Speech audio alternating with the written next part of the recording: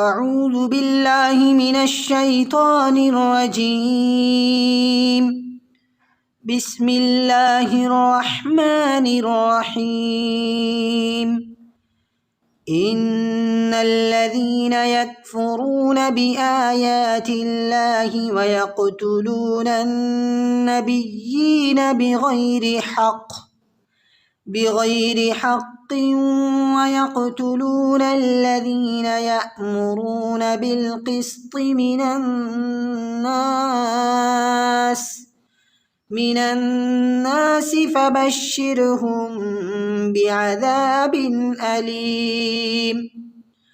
أولئك الذين حبطت أعمالهم في الدنيا والآخرة وما لهم من ناصرين.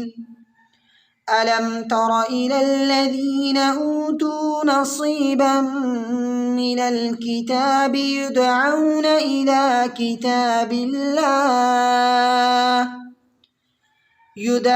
إلى كتاب الله ليحكم بينهم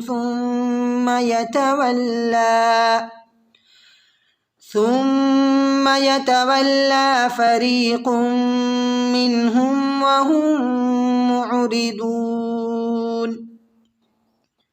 ذلك بأنهم قالوا لن تمسنا النار إلا أياما معدودات وغرهم في دينهم ما كانوا يفترون. فكيف إذا جمعناهم ليوم لا ريب فيه ووفيت كل نفس ما كسبت وهم لا يظلمون. قل اللهم مالك الملك تؤتي الملك من تشاء وتنزع الملك ممن تشاء وتعز من تشاء وتذل من تشاء بيدك الخير إنك على كل شيء قدير.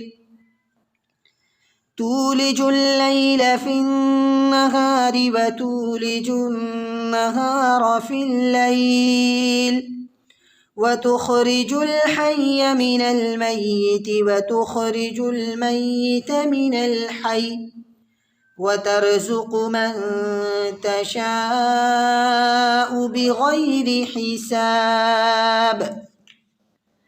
لا يتخذ المؤمنون الكافرين أولياء من دون المؤمنين ومن يفعل ذلك فليس من الله في شيء إلا أن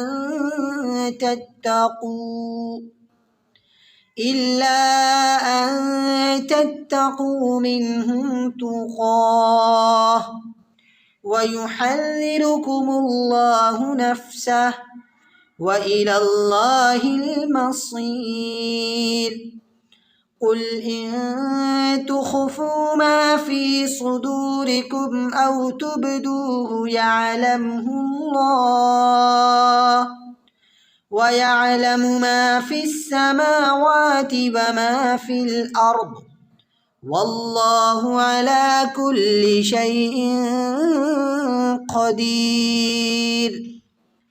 يوم تجد كل نفس ما عملت من خير محضرا وما عملت من سوء تود لو أن بينها وبينه أمدا بعيدا ويحذركم الله نفسه والله رؤوف